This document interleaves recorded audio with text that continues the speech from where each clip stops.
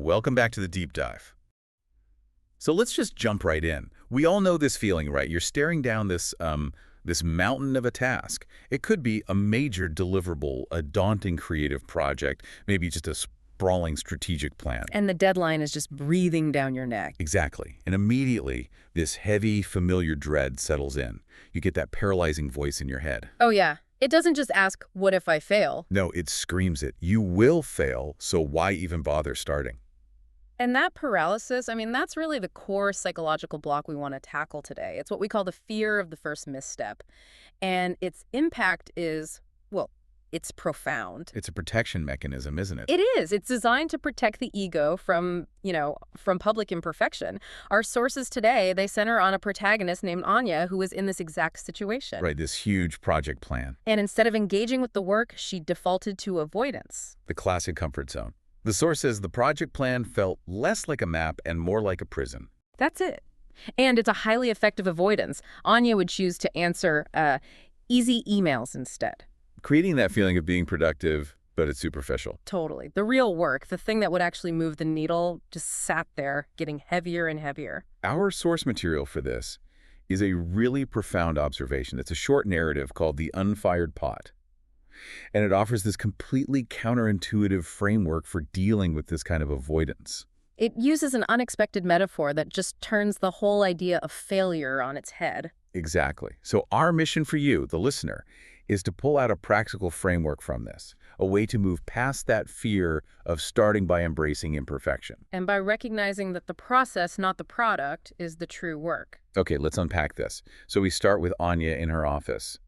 And the sources describe this struggle going on for weeks. Weeks. She'd open the document, she'd see that infamous blinking cursor, and then just close the file. That heavy, familiar weight, we've all been there. We have, but what was the root cause? It wasn't laziness. No, not at all. It was fear. A fear of permanence and judgment. When you're paralyzed like this, the fear is deeply personal. It's this conviction that if you put down one imperfect line, if you start clumsily, Then that's it. That's the proof. that's the proof that everyone sees I'm not good enough. So the blank page stops being a space for ideas. It becomes a judge. The cursor is a tribunal waiting to issue a verdict on your competence. Precisely. If she started, she risked imperfection. And imperfection meant being judged and, found wanting. So to stay still, to not even start, that feels safe. It feels perfectly safe Big- because the potential for a great outcome hasn't been ruined yet. And when avoidance gets that deep, you look for any escape. Any distraction. And the source material says that Anya, just desperate for an escape hatch, wandered into a local artisan market. Just on a whim, she wasn't looking for a solution. She was just looking for a break from that project prison. So she walks past all these stalls with finished goods, scarves, jewelry, the scene. And then she finds this quiet stall set up by a potter. The description is wonderful. An older woman with silver-streaked hair, just working calmly at a portable wheel. And Anya just stops and watches. She's mesmerized. She watches this potter take a shapeless, wet lump of clay and with this quiet skill, draw it upward into a tall, truly elegant vase. And this is the ideal, right? This is the perfect finished product we all envision when we start our own projects. The flawless outcome. And seeing that perfection is so important for what happens next. Exactly, because the sources, they really emphasize how quickly it all falls apart. In a heartbeat, the vase just wobbles. Violently. Top lip collapses inward, the symmetry is gone, and this perfect, elegant form instantly becomes a lopsided, clumsy bowl. And that's the moment. That collapse is what we spend all our energy trying to avoid in our work. We dread that fall from the initial vision. We see it as a total failure. And Anya's reaction was exactly that. She gasped softly. Thinking, such a shame, after all that work. All that effort, ruined. But the potter's reaction, it completely defied that expectation. She didn't sigh, she didn't frown. Not an ounce of frustration. No. She smiled. And then just pressed her palms into the ruined form quickly and calmly and collapsed it back into a wet, formless lump. Just like that. No emotion. The fact that she just recycles it without any emotional baggage is the first big clue to her philosophy. And then she does it again and again. The sources mention a cracked plate, an awkward mug handle. All created and then destroyed with the same focused calm. It's that repetition, that lack of attachment to the artifact, That changes everything. Why is it so easy for her to just recycle the clay, but so hard for us to hit delete on a bad draft? Well, because the potter knows her medium can be endlessly reformed. We, on the other hand, we're dealing with psychological stakes, social consequences. Right. Our attempts feel public. They do. We fear the permanence of the record, the email chain, the bad title saved to the cloud. The potter knows clay is non-destructively recyclable. We assume our failures are terminal. Here's where it gets really interesting. So after watching this whole cycle, Anya finally speaks. She apologizes for the potter's bad luck.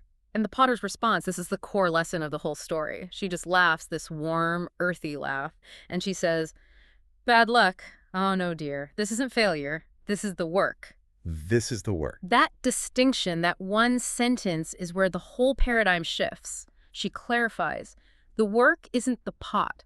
The work is working with the clay. Okay, I have to stop there because in our world, the goal is always the elegant vase, right? The finished product, the successful quarter. Always the outcome. So if the work is defined by the outcome, then anything short of that is a failure.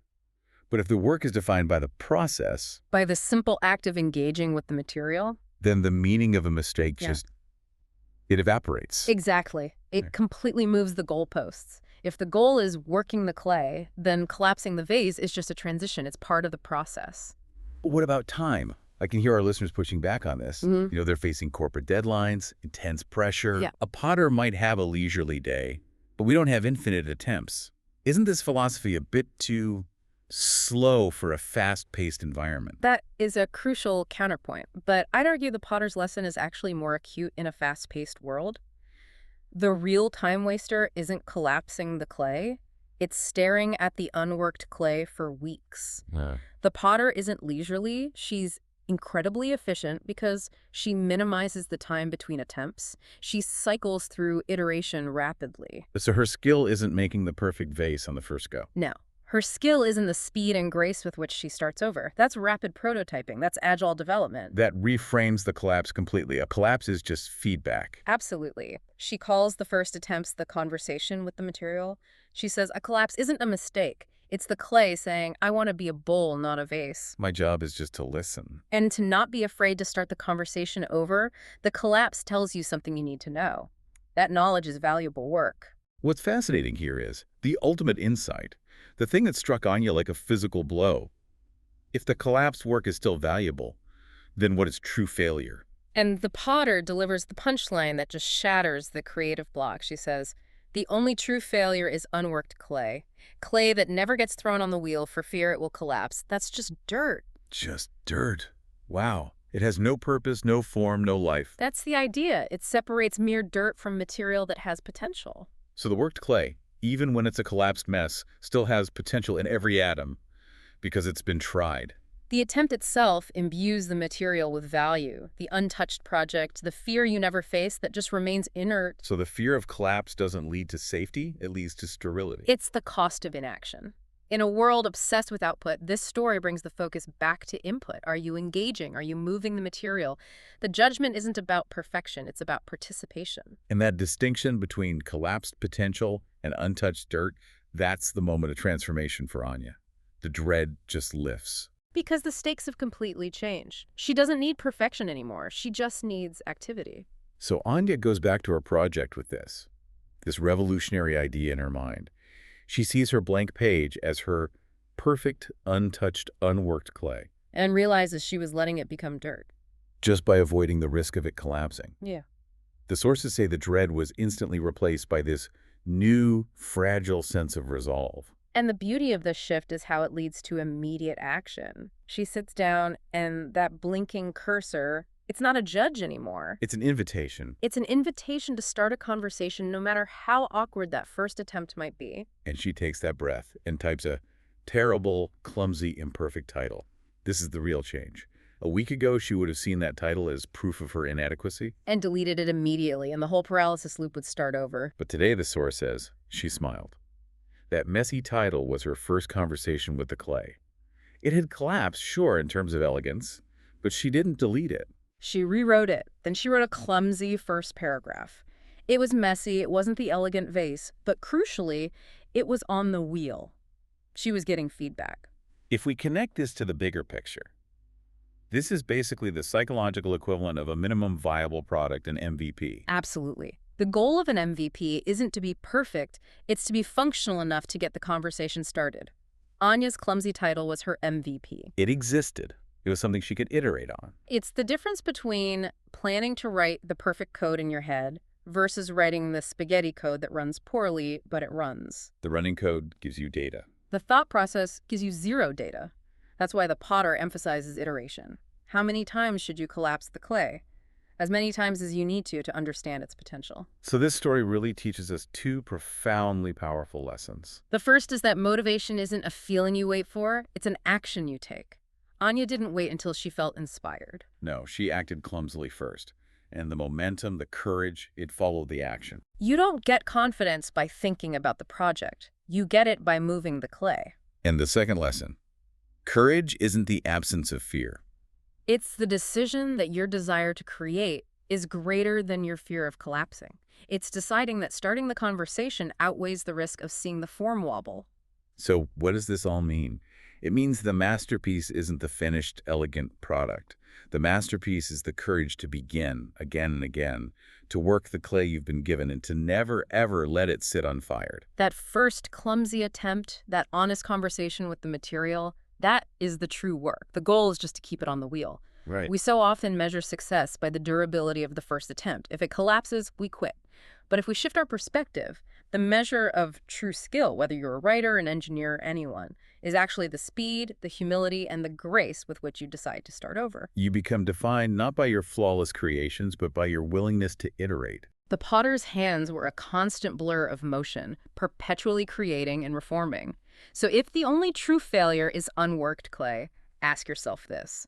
What critical project, what relationship, what necessary but intimidating idea are you currently holding perfectly safe and untouched off the wheel, just waiting for it to become inert dirt? That is the question to mull over as you seek your next conversation with the material.